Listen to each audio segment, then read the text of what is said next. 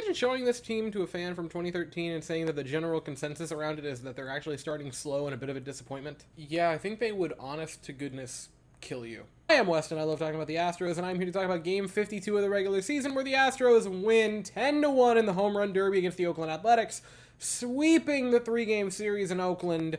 And that should be surprising to absolutely nobody, because the Astros enter play comically better than the Oakland Athletics, who now, over 55 games into their season, have won 10 games. And I think in the same way that true greatness should be revered, the opposite end of that spectrum should also be revered. This is a team that genuinely, 5 years from now, 10 years from now, is going to have hour-long documentaries dedicated to how actually holy crapping terrible they were. Let's start with pitching, because it's a little bit convoluted. Christian Javier had a not Christian Javier-esque start. 5 innings of work, 4 hits, gave up 1 run. It was a leadoff home run. That was the only mistake he made in this game, was to the first batter, Ryan Noda.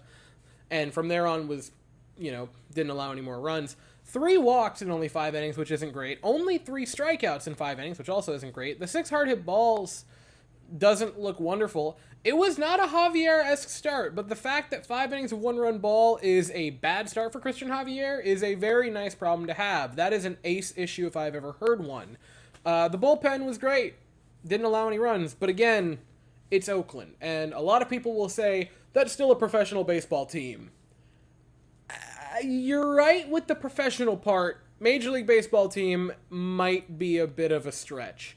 This is, and I don't even think Oakland fans would disagree with me on this, this is a borderline AAA club. They just are. I'm sorry to all 3 of the A's fans out there. This is not a legitimate Major League Baseball team. And that seems extreme to say, but it is ghastly to watch this team. To the point where it's not even funny to watch a team beat up on them like this, because it's not the player's fault. It's not the manager's fault. It's not even really the GM's fault. It's the owner's fault, because he wants to move out of Oakland because he doesn't want to pay for a new stadium, because the poor billionaire doesn't want to pay for it himself. And so I can't even really make fun of the Oakland Athletics, because it's just a bad situation that they're all forced into, and then all of the poor players that are forced to trot out there night after night getting absolutely destroyed on a nightly basis for quite literally no reason. It's good to see things happen for the Astros, especially the certain players who homered today and the big days they had, but it's not even entertaining to watch. It's entertaining it from an Astros point, but it's not funny. It's not, comical to see it happen. It's just kind of depressing. Back to the bullpen. That was a totally weird tangent, by the way. Parker Mashinsky was perfectly fine, didn't give up any runs, gave up 1 hard hit ball, hit and a walk, but also got a strikeout in his inning of work that would last 22 pitches. It was a bit of a longer outing for him. Phil Maton looked good. Did give up a base hit. No hard contact, no walks. Struck a guy out. Phil Maton is having a crazy good season. Ryan Stenek came in and had a nice Ryan Stenek-y inning. Gave up a hard hit ball, but also got a strikeout.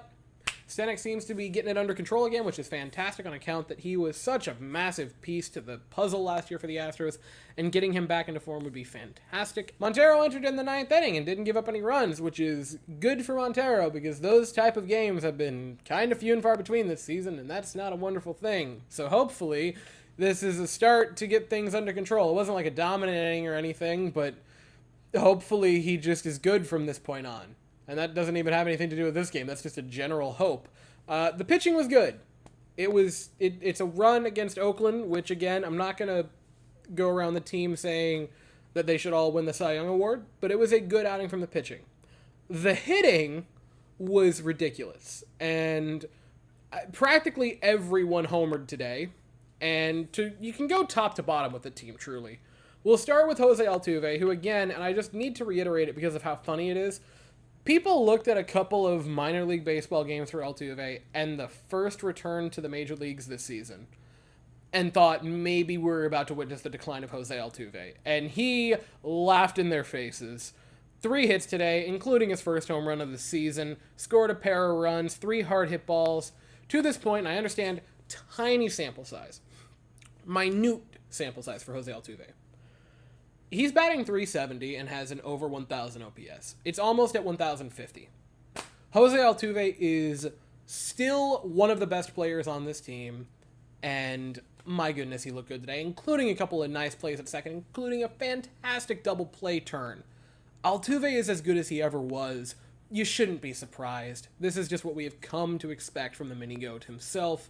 Altuve had a fantastic day. Jeremy Pena batting second, again being a monster, drew a walk, pair of RBI, and had a home run today.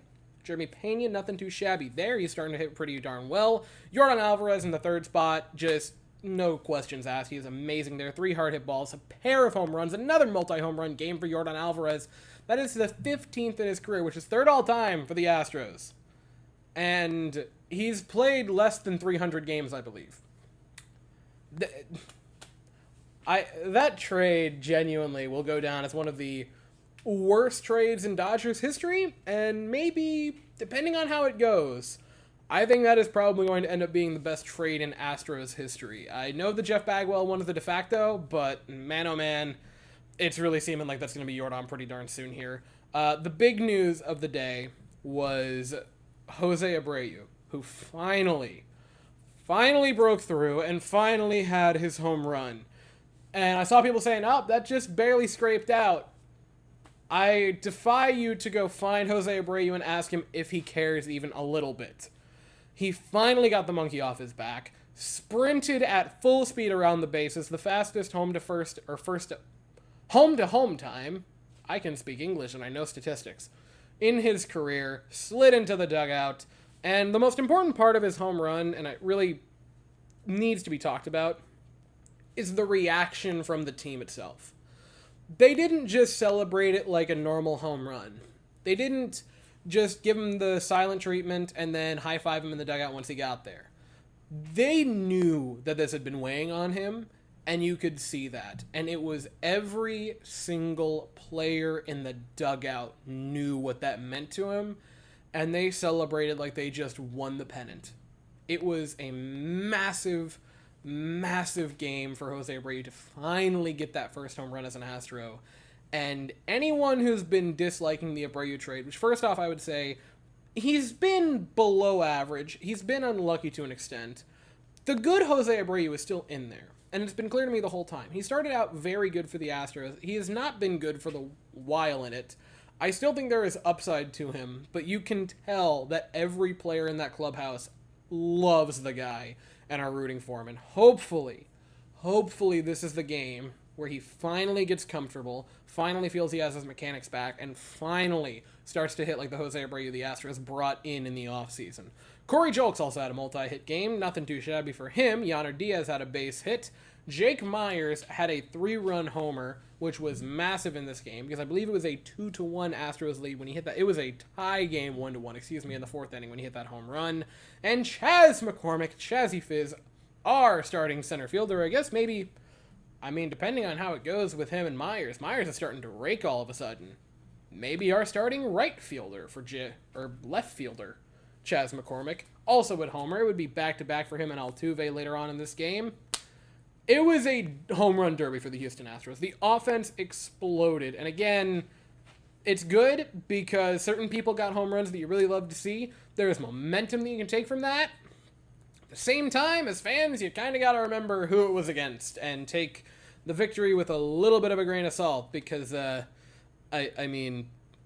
Oakland. So the Astros return to Minute Maid Park to take on a 3-game series against the Minnesota Twins. First game being tomorrow afternoon on Memorial Day, 4:10 Eastern, 3:10 Central. The Astros send JP France to the mound, and the Minnesota Twins will send Sonny Gray to the mound. I'll be here afterwards to talk about it, but as for right now, that is all I have to say. So if you enjoyed the video, please consider to like and subscribe. Thank you all so very much for watching. I hope you all have an absolutely fantastic day, and as always, go Stros.